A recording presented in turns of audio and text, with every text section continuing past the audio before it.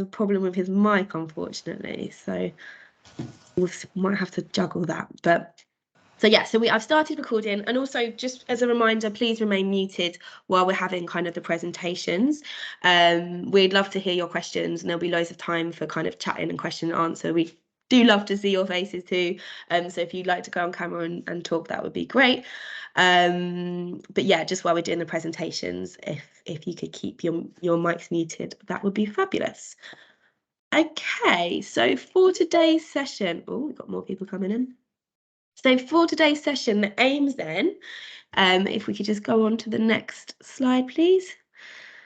So we're going to be understanding the growth and trends in the construction sector and what that looks like in Ealing. Find out what it's really like to have a job in construction from some employees and employers.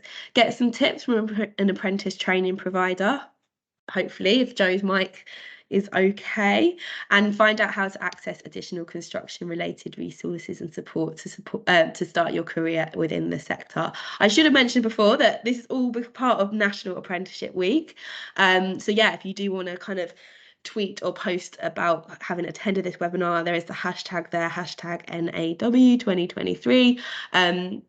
This might be one of many events that you're getting involved in this week. So more people coming in, fabulous. So yeah, it's a bit of an introduction to the construction industry. It's a really vital industry in creating buildings and spaces that connect communities, providing jobs and improving society. It actually makes up 6% of the UK economy, which is about £36.75 billion worth, and has around 2.66 million employees. Job security is relatively high compared to other industries, as there are so many projects developing at one time and so many different roles. Most of the roles are well paid, and the industry as a whole is always changing, so the work remains exciting and fulfilling. And we're just going to show a quick little video from Go Construct. Oh, Hera, we can't hear it. I'm not sure if you've shared with sound. So I should have said, my colleague Hera is driving the slides today, and thank you to Hera. Charlotte, let me know if you can hear it now. No. I think if you stop sharing your screen and reshare with audio. Oh, we've still got people coming in.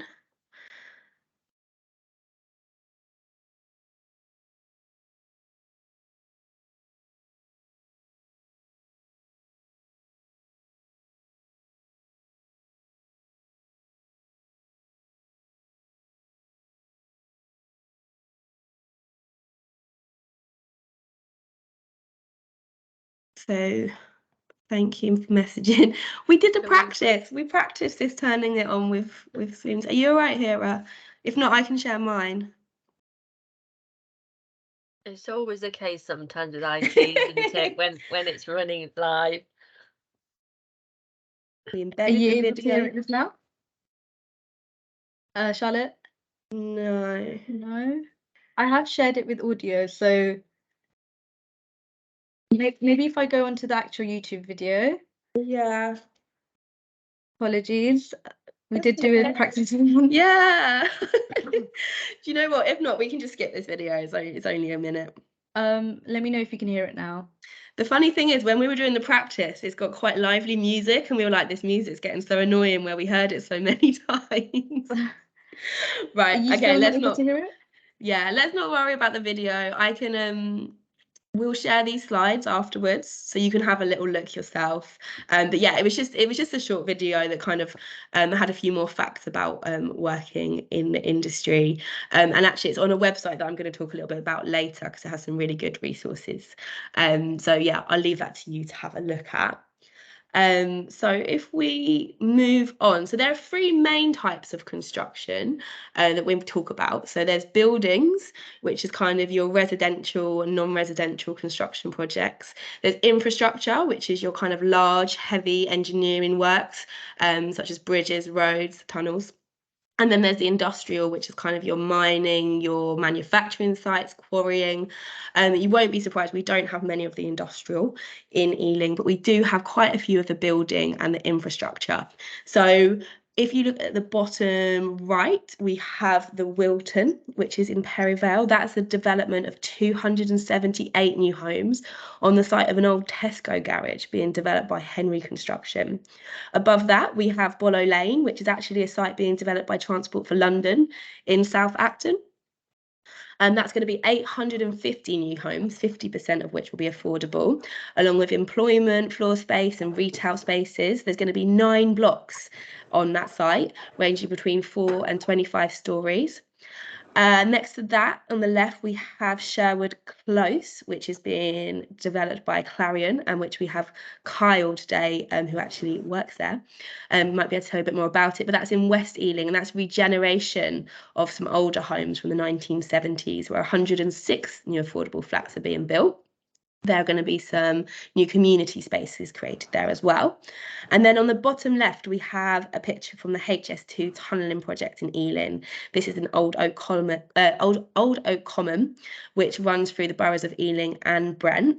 And the Northolt Tunnel is going to carry passengers from Old Oak Common to West Ruislip, and is going to be the second longest tunnel on the HS2 route, on the phase 1 of the HS2 route. So that just gives you a little taste. This is just 4 of kind of like the 24 or so live developments we have across the borough, and there are more kind of popping up every single day, kind of going through their planning permission. So I wanted to share with you some of the employers to look out for. So these are the names of some of the main employers that are working on these sites, on these buildings and infrastructure sites. And there's some names to kind of look out for on your search when looking for an apprenticeship or a job in the area. There are also, there are many, many more than this. Many of these organisations also work with subcontractors. So they're smaller employers who will also have apprenticeship opportunities kind of within them. So if you see some other names, there's definitely loads more out there. So if I said to you, think about a construction job, what would you say? Anyone want to, I mean, in the chat, or just shout them out, what would you say if we said construction job? I understand this is get my chat open. So we got plumbing, carpentry, Surveying. Yeah, we have Kyle here, surveying. Yeah, so lots of those jobs come to mind. Painting, yeah, definitely painting and decorating. Tiling, yeah. Labouring, oh, Vanita's on a roll. Yeah, so these might be some of the things that you come off. We've got some of the roles that maybe come to mind straight away. So you might be thinking of bricklayer, plumber, we have plumber, electrician, scaffolder, roofer, traffic marshal, dry liner, plant operator perhaps.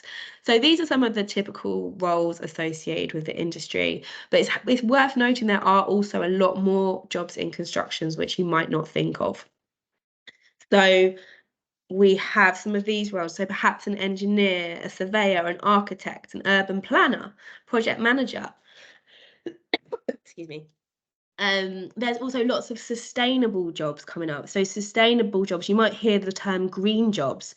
So this has becoming far more common as the construction industry works towards building a more sustainable world. So there's developments in waste management, green buildings, environmentally friendly materials, and there are numerous new roles in the industry you can work in, including sustainability officer, solar panel installation, lots of kind of different things popping up.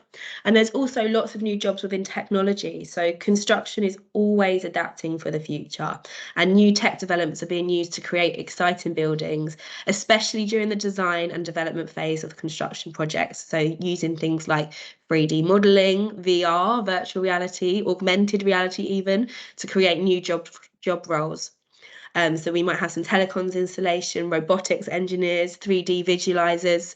And also it's important not to forget that all of these organisations will have their own office-based roles as well. So their core business functions, which most businesses have, such as HR, finance, you've got sales, comms, marketing, and lots of kind of transferable skills that come out in those.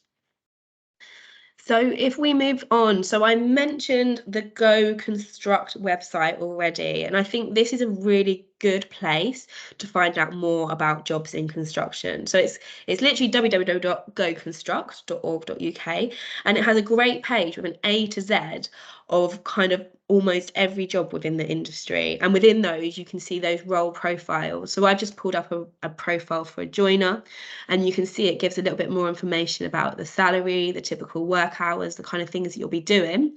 And then if you click those pink boxes below, it tells you how to get into the industry, what skills you'll need, what qualifications, and even has some case studies. And something that I really like and kind of would recommend if you're considering a career in construction is using the Career Explorer tool. So this allows you to put your preferences of where you'd like to work, what area of work, and your skills and qualifications to match the job. So yeah, just wanted to signpost you towards that to find out more about all of those varied careers within the industry. And then moving on then, so I wanted to talk about what an apprenticeship is. So obviously it's National Apprenticeship Week, and it's a real job where you can learn, gain experience, and get paid. So as an apprentice, you'll be an employee with a contract of employment and holiday leave, just like any other employee. And during an apprenticeship, you'll work with experienced staff and gain qualifications by doing practical and academic learning. So your employer will give you tasks to perform, and a training provider will equip you with the theoretical skills to perform those tasks. Construction apprenticeships are a highly valued entry route into the industry. And by the end of your apprenticeship, you should have the right skills and knowledge needed for your chosen career. They can take a varied amount of time. They can take between 1 and 6 years to complete, depending what apprenticeship you choose and what level it is.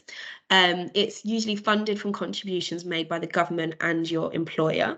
And many people can be an apprentice. So to become an apprentice, you must be age 16 or over, not already be in full-time education, and live in England. And you can start an apprenticeship whether you're at the beginning of your career, starting your career, if you want a change in your career, or if you're upskilling in your current job. So even if you have previous qualifications, like a degree, you can still start an apprenticeship if you'd like to. So I've put there some of the apprenticeship, and I mentioned the levels. So it depends on the levels, might depend on what qualifications and skills you need to get into them. But when you see different apprenticeships, you will often see these levels along with them. So an intermediate apprenticeship, a level 2, usually takes around 2 years to complete. And this is kind of an entry level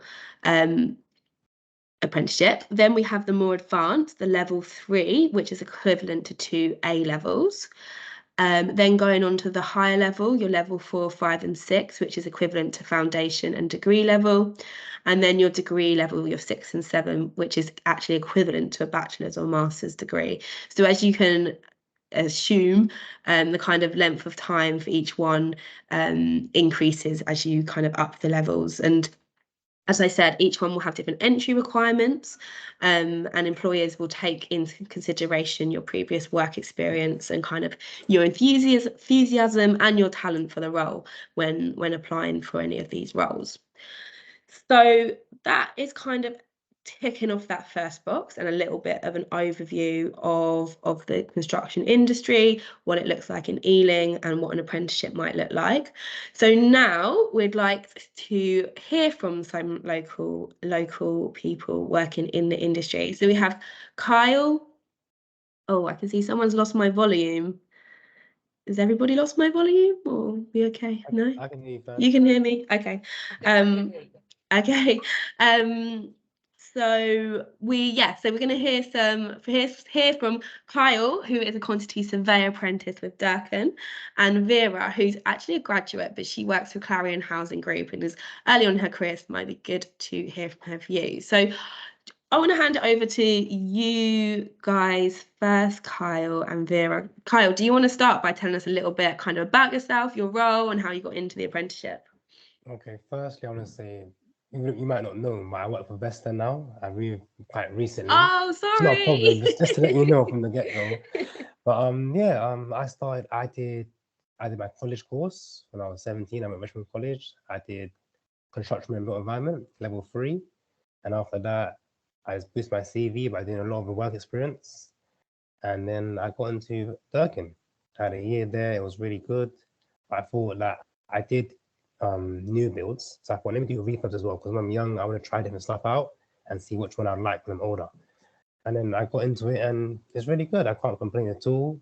You get paid, they pay for your course, and you learn. I think the best way to learn is by being hands-on, especially when you're an apprenticeship, especially when you're in construction as well. Because construction, you're not always in the office. You're going to be on site, and it's hard to learn about how concrete works, how new builds work, why to use this material just in the office when reading books. I think the best way to learn it is being on site, being there, seeing how it's actually working. Yeah. And I'll say another thing, as she said, the best thing about it is that your mentor is someone that's where you want to be. So Yeah. that person has they made all the same mistakes that you could potentially make, and he's cutting down your time. And I think that's the best part about it. And the best part about it, that your mentor isn't only your line manager, your direct line manager. It's going to be everybody, all the bosses that you see there, all the estimators you have, all the site managers you have, all the QSs you have, and even everybody on site as well. Everybody on site, they're all happy to help. I think that's one of the best things about apprenticeship. Thank you. So you mentioned you did some work experience. Can you speak a little bit more about that, about what you did and how you found it? That was quite a while now, but I did a visual work experience with ISG. And then after that, because at the end of the work experience, I asked them, do you have anything that I can do on site? Because as I previously said, on site work experience is always the best work experience. And then they said, yeah, come on site. I did 1 day a week. I was going into Richmond College, which is where I went, so I was quite lucky. And it was good just to see again what they do on a day-to-day basis, and just to pick up little things, pick up the new terminology, see how the work gets built from the ground up, and just see stuff like that. And after I got that work experience, funny enough, that I got rejected by 7 companies at interview stage. But after I had that one work experience, on-site work experience, the next company Durkin just took me on. Really? So I really advise it. I advise everybody's looking for apprenticeship, try your hardest to get work experience on site, and then you stand out. Inevitably, you stand out. Yeah, no, that's really great to hear, and well done on that. That goes to show, doesn't it? And so you mentioned having your mentors, and how do you find the balancing between kind of the day-to-day work bit and then like the 20%, because it's 20% academic as well, isn't it? How does that work for you? If I'm honest, it is a bit tricky, but if you manage your time and you get up early, just the normal stuff, really, you can get around it. Because at the end of the day, someone's paying for your course, and you're getting paid, and you're getting work experience. So when you take everything in abundance, like it's not going to be a walk in the park. For example, I wake up 6:30, 6 o'clock for work, and then I could wake up later on my college day, but no, I have to wake up early, try to get some extra work done, and just carry on my day. So I think it's not impossible. It's tricky. I'm not gonna lie to you. It's tricky, but it can get done. It's not impossible at all. And again, there's about over 100 people in my college, in my uni class. So that means 100 people are on the same position as you. So you can ask them help. Oh, how do you do this? Oh, how do you do this? So again, a lot of my mentors, funny enough, a lot of my mentors, they did an apprenticeship as well. So again, you can ask them, oh, how do you cope with the work? So it's really just helping hand, really. It's a brilliant industry to be involved. Brilliant. That's really great to hear. And should we go over, I'm just going to ask Vera kind of the same questions and then open the floor out to questions from the audience. So if you guys have got any questions, bear in mind. So Vera, what made you decide to get into the construction industry, and what was your route? So I studied, can you hear me? Yeah.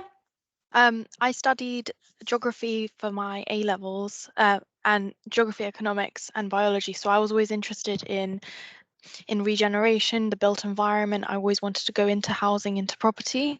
And then I studied urban planning at university, so something more niche, and just was always interested in going into either property or construction. And when I started applying for jobs after my various work experiences and internships that I did whilst at university, I just realized that construction seemed like the industry that I'd want to join, and started applying for graduate schemes, mainly at various UK house builders.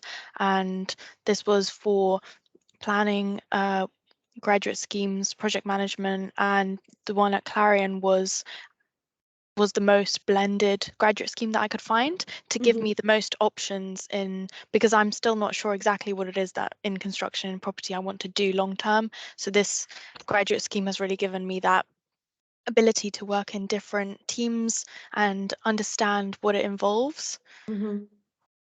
No, that's great. And do you have that kind of balance of learning and working as you go and mentors along the way? Yeah, with Clarion specifically, they're really great with there's 5 of us, 5 graduates this year, and they're really great with mentoring us throughout, providing us with the opportunity to speak to various different individuals and different seniority levels. And if we have any questions, there's a lot of people that are happy to help and happy to give you insight into what their process has been like in terms of job applications, the industry that they've gone into, and how they've figured out what department they want to work in, and why. So that has been great. No, that's really great. And I think that kind of comes through, doesn't it? When you are doing a kind of training program with an employer, there's always lots of people looking to give you advice, to kind of help you network. And you get, okay, you might have chosen a route, but you get lots of insight into the many things that do happen within the industry. So I wanted to open the floor up to any questions, whether that's for Kyle or for Vera. Has anybody got any questions? Don't be shy. I was in their position about a year and 6 months ago. I remember that very clearly. Feel free to put them in the chat if you don't want to come onto camera. If not, I've got a whole list of questions I can keep asking. You can listen to my voice for longer. Okay. It doesn't look. Who have you got any questions? I do. So for Kyle, did you always know you wanted to go into an apprenticeship, and what made you think that it was the right route for you? Yeah, if I'm honest, I did, because I wouldn't say I'm that much of an academic person, because when I was younger, I played a lot of football, so I was always like just being outside. So being in the classroom all the time, I was like, not really me, it's not really me. To do an extra 3 years of just forced medication, I was like, nah, there's got to be something else. There has to be something else. And then apprenticeships came around, they got me a bit more popular around that time as well. So I was like, yeah, this has to be a bit me. Obviously, I asked people that I knew that were in it about how they find it, stuff like that. Even they're not doing construction, the fact they still do apprenticeship, I have to ask them because they have a better insight than I do. And yeah, that's how I found my way into apprenticeship, really. Thank you. Thank you. And thanks for your question, Hira. So we've had a few questions that everyone's livening up now in the chat. So for both of you, I guess, Vera and Kyle. Oh, someone added. What advice would you give for people going into interviews? Vera, do you want to start that one? Yeah. So I've gone through so many interviews. I don't know if can you hear someone else? Yeah, I think I've just muted. I think it's Joe trying to join. I think that should be okay now. So sorry, yeah. So yeah, I've gone through so many various interviews when applying for jobs after university and all of the assessment centres. So I think for interviews, I'd say confidence is the most important. If you can really act confident whilst you're in the room, and equally with telephone interviews, like slowing down the pace at which you talk really makes a big difference. And even I remember drafting down a couple notes of, for example, my main strengths and what I learned that I could then relate on to what job I was applying for through work experiences or internships. That really helped kind of give you more confidence. And, if you're given any sudden questions, you'll know how to respond to them in the moment. Yeah, so being really prepared and kind of building that picture up. Yeah, but also just taking time to slow down and think, that's completely fine and no one's judging you for it. It's if it's better than to just rush into an answer and then regret it. Yeah, no, definitely. Thank you. Kyle, do you have anything to add to that? Yeah, same exact thing as Vera, I'll say. But I'll say the main thing for me is just trial and error. Some of them are gonna go in. First what I did, I was very nervous. The guy asked me, what's a quantity survey? I was shaking. I was very nervous, but after a while, yeah, after trial and error, you just get better and better. That's Yeah. the only advice I can give. Just Yeah, make sure you keep learning from each one. yeah, and not be disappointed if Yeah, maybe never you be don't get your disappointed, first. yeah. So like keep on going and trying again. Like you said, you had your 7 before you got your Durkin. So we've got some more. Oh, we have someone. I don't know if everyone's hearing that, but so we have another question. What was it about the work experience that made a difference to you at interview where you were successful? It's just the fact that, as I previously said, being on site is where you learn. Being in the environment of other QSs, that's where you learn. Asking them questions on a day-to-day basis, that's where you learn. Because even when I was at Durkin, there was a period that my boss was on holiday, and I was really like, just I couldn't. There's not much I could do. Like obviously, I went to see the site manager and learn what he was doing what he was doing day-to-day. voicemail. Sorry about that. I don't No know if worries. you're hearing. So yeah, when he was on holiday because the first week I joined, he was on holiday, and I was kind of lost for words. I didn't know what to do, but still being in that environment, you're still gonna learn because there's nothing better than being in front of someone that you want to learn from. Yeah, fab. So literally getting into the environment. That's another plug for the opportunity to come on a site visit with Clarion. So yeah, do respond to the email that you received this morning and the one that you received yesterday. If you would like to come on a site visit and kind of get that that first-hand view of what life is like on a site, please do let us know, because we're very thankful that Clarion are offering it to take some people that attended today on a site visit. Yeah. Vera, we have a question here for you. Do you find any barriers to being a woman in your sector? I think ever since I joined, so there's actually 4 out of the 5 graduates, 4 of us are girls. So I've Okay. actually, at Clarion, I've experienced pretty much no barriers, and a lot of the team members that I've worked in during my rotations have been women, and I haven't experienced any kind of setbacks and feelings of lacking confidence because of my gender. I've actually felt very supported, and I mean, obviously I'm only speaking for one company, but Clarion really is really great in terms of the gender, preventing any gender barriers and kind of that equality in the industry, working in the company. So yeah, I personally haven't really experienced any. And even when I was actually applying for graduate schemes at other UK house builders like Bellway or Keepmoat or Berkeley Homes, it was a nice experience throughout. I've never really felt like I was treated a certain way because of being a woman. I think the industry has changed a lot and improved a lot in the last couple of years because of it. Yeah, no, that's really great to hear. And yeah, thank you for sharing that. And Carl, I think, did you mention that there's 100 people on your apprenticeship scheme? Yes, I Is did. that 100 quantity surveyors? No. There's No. also, and what's the Also- balance there? What's the gender balance there? I was gonna say, yeah. Because you look shocked when Vera said 4 out of 5. No, because there's a lot. I wouldn't say 4 out of 5, but I would say maybe 70% are men and 30% are females. I think So it's different. Yeah, it's probably different when you're more on-site based. When you're of more course. office based, then yeah, I can see there are a Yeah. lot more women. But So it depends on what the role that you're applying for is in the industry. Yeah. But it doesn't and mean that it doesn't mean they still can't do trades though. 'Cause I've seen a lot of females still doing bricklaying, still doing trades. But most, as you said, most of them are QSs. I see a lot of female QSs now.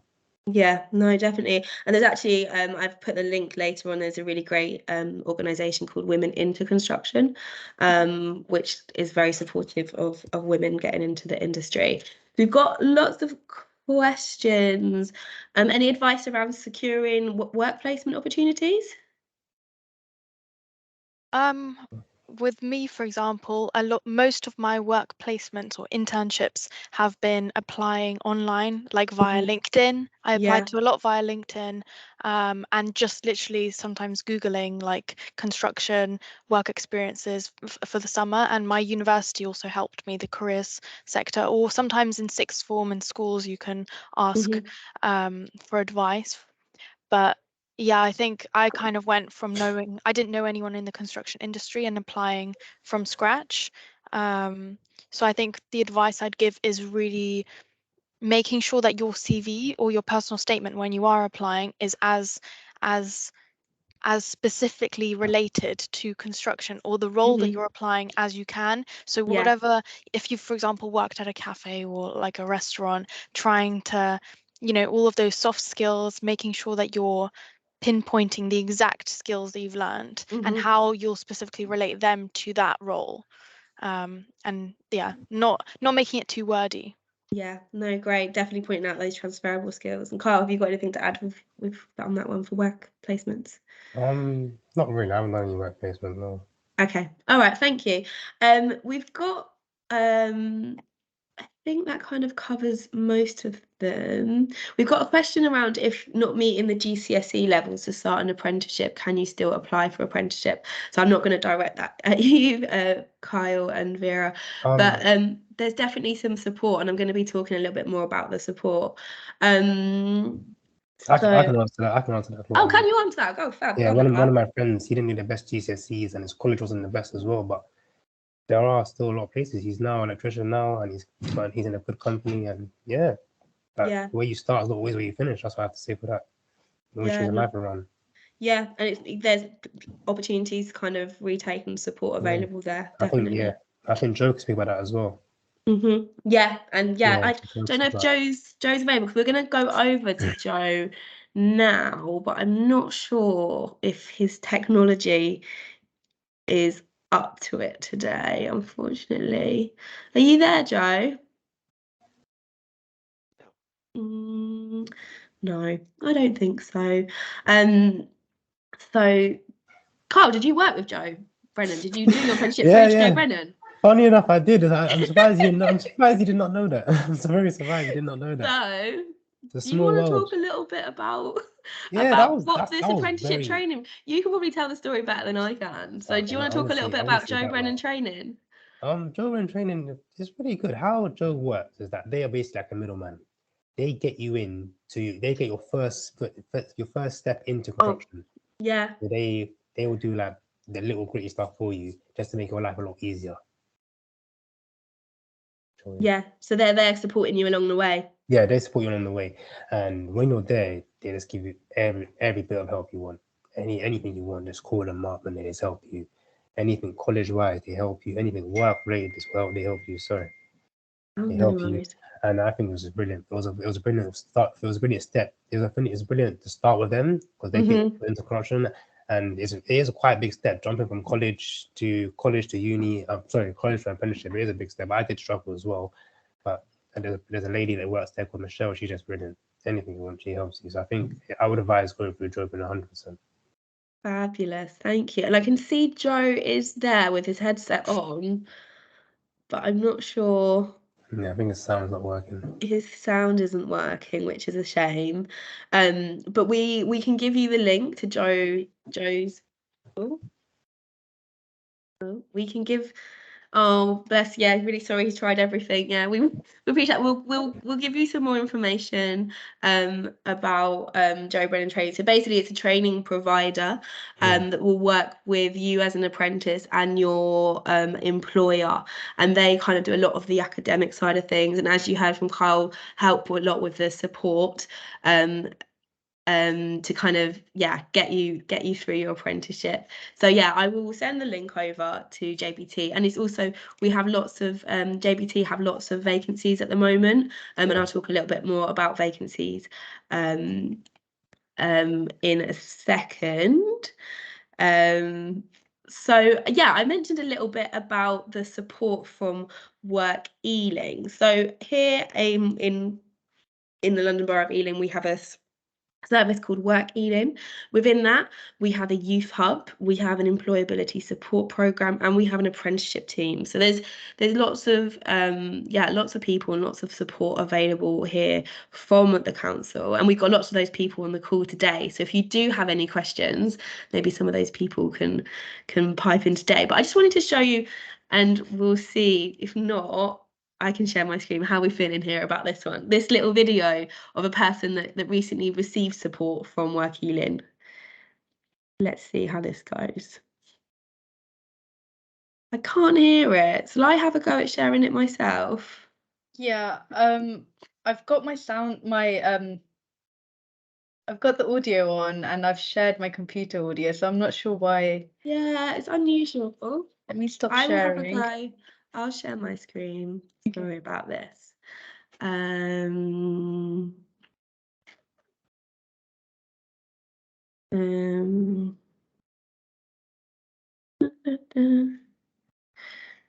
so everybody can see this. Oh. Can everybody hear this? At least another. Yeah, You can hear that. here, Charlotte. Yeah. Off the back of achieving more than 800 apprenticeship opportunities, we want to secure at least another 2,000 new diverse apprenticeships in the next 3 years. It's an ambitious commitment, but one that our residents really, really need. Apprenticeships are really great. They offer an incredible opportunity into the workplace or for starting a different career. You can get qualified whilst also getting paid in a real job. Apprenticeships are available to anyone who's over the age of 16 and not in full-time education, and there's no upper age limit. Hi, my name is Nadeem. I am working as a civil engineer for O'Hanlon and Barron. So he was very helpful, respond to my email and instruct me what next step to take. I was really happy with the support I had because I called him and we have one conversation because I'm terrible at writing due to my dyslexia. Before I used to not tell anyone like I have dyslexia because I was a bit ashamed. When I spoke to him, so he has encouraged me to come out and speak about it, loving it 100%. It is important for me because I had a bit of breakdown, and for me it's like a kind of therapy.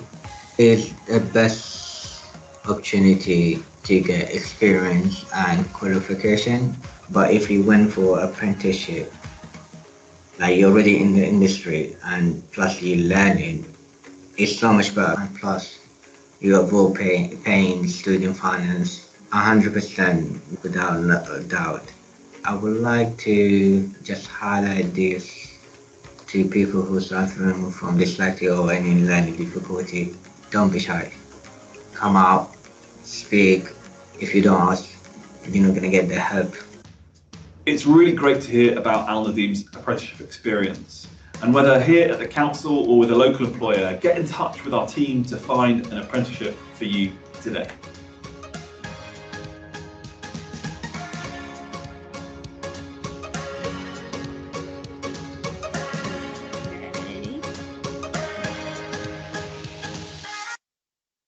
Okay. So hopefully everybody could hear that and see that. So yeah, just kind of wanted to point out some of the support that you could get if you are worried about kind of any kind of application, or like maybe any of the sorry, I think that was another YouTube video rolling over. If you are worried about a kind of application or you have any apprehension about applying for apprenticeship, please do get in contact with us. So I've put I think Kira's sharing again. It's not sure. Oh yeah, fabulous. So we actually, as I mentioned, have some live apprenticeship vacancies in Ealing at the moment. So I think you'll see any minute. Yeah, so these, we have formwork apprenticeship at level 2. We have carpentry and dry lining and bricklaying also at level 2. We have plumber, electrician and business administrator at level 3. And we have quantity surveyor apprenticeships at level 4. So for these roles, some of them we have multiple roles for each of the kind of role, each of the job. So please do go onto our website. It is www.workealing.com. It has lots more information about the individual roles. For some of them, they are for specific employers. For some of them, they are to work with Joe Brennan directly, and then you'll find out the employer after that. But do have a look, have a read and see, and please get in touch. We mentioned before if you'd like to attend a site visit, so that is just email us back from that email that you received yesterday and today at workealing@ealing.gov.uk, because we'd love to get you down on a site and kind of get that foot in the door for you, to kind of to see what life is like working on a construction site. The next slide also has some helpful resources and our contact if you want some support with getting into an apprenticeship. So our apprenticeships email address. We also have the Work Ealing, which I've already mentioned. Go Construct, which I've talked about a little bit. Construction Skills Certificate Scheme. So now this was something that I was hoping Joe would touch on a little bit. But so basically, for many roles in construction, you're going to need something called a CSCS card. And they're kind of proof that you have the appropriate training and qualifications for the jobs. So there's lots of different cards. The green card is kind of the entry level kind of labourer operative card, and this is something that most roles will require that you have. So you can, when you get in contact with your employer or apprenticeship training provider, if you have one of them, do let them know, or if not, you can speak to them about how you can do that, and I've put the website there for more information. The Chartered Institute of Building, CITB, they are all about getting people into construction related skills and jobs, and making sure that we have an inclusive workforce. So it's worth having a look at their website. I mentioned Women into Construction. So if you are a woman looking to get into the industry, they have some really good personalised advice and guidance. And they also have some training opportunities themselves, access to kind of the courses, interview skills and CV support. And then also the National Apprenticeship advice. So the apprenticeship, oh, I've noticed that's spelled incorrectly. I'll correct that. So the apprenticeships.gov.uk website has lots of information and lots of different kind of training providers and different routes. And then, yeah, again, our email to get in contact if you would like some support with applying for any of those roles, especially those ones that I mentioned before. So I think that is everything we wanted to say today. A massive thank you to our guests, to Vera and Kyle. It's been really, really great to hear from you. And yeah, thank you everybody for joining. If there are any last questions, we have got a few more minutes. But if Charlotte, I think Louise oh. wanted to. Yes, sorry, I had that on my notes. Did you want to come in, Louise? Or Yeah, do we- just very quickly. Oh, sorry, there was just some feedback. We have a careers fair specifically for apprentices tomorrow. It's at Ealing Town Hall. It starts at 2 p.m. So if people want to, there will be live vacancies from the construction sector. So there's quite a few that were mentioned. There's Higgins, HS2, Telford Homes. I think there's a few more. So yeah, it'd be a really, really great event to come to. You don't need a ticket, but there is an Eventbrite link that we can share in the chat now if you want to grab a ticket, but we are accepting just walk-ins on the day. So it's 2 p.m. and then finishes at 8. Well, 2 till 5 is the first session, and then there's a 6 till 8 for an evening session if people have got things going on during the day. So yeah, I'll pop the link in the chat now. Thank you. Thank you, Louise. And sorry, I had that on my notes to mention, but I'd got all over the place on my notes. So yeah, all of those roles that you saw that we listed, you can find out some more information from them at the careers fair tomorrow. Yeah, there'll be training providers. Yeah, as Louise said, lots of employers down there. I don't think there were any last questions. Yeah, Kyle, come in. I want to say two things. I thought about this now. The first thing is that my friend that was electrician, that's now an electrician, me and him both got a CSCS card at the same time. He told me about the course, and he's the guy that told me about Joe Brennan as well. So I was gonna say, like, the first step that we did was get a CSCS card. Yeah. Then we went to Joe Brennan, and Joe Brennan won us from there. Now we both have our own permanent roles. Sorry. And the second thing, and the second thing I want to say is that if I was in your shoes now, any of their shoes now, the first thing I would do is do the Clarion course, because that work experience, again, that's going to help you a lot. Second thing I'll do is get a CSCS card. And the third thing I'll do is contact Joe Brennan. That's the 3 things I'll do if I was in your shoes right now, just to let you know. Okay, great. So we've Yeah. said we can give you the link to Joe Brennan. We can give you a link to the CSCS card. And what was the first one you said? The Clarion course.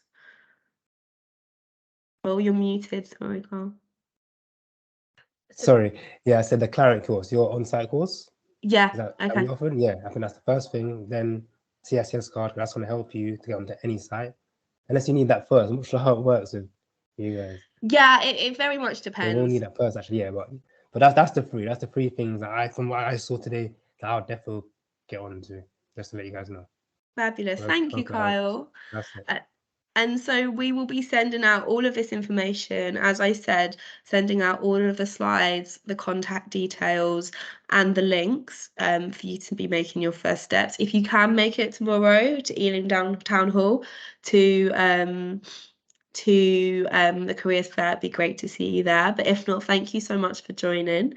I've got last kind of question come through. What vacancies for a woman who wants to start a career in construction? And I think the answer to that is any of them. All of these vacancies are open to anyone, no matter what your gender. So do kind of feel that you can apply to any of them as a woman in construction. So yeah, I will leave it there. It's 10 to, which was our 50-minute slot. And yeah, just thank you very much. Oh, we got one more thing from Louise. Sorry, I was trying to just do like a clap. I didn't mean to put my hand up. Oh, you were doing a clap. Okay. Great. Thank you.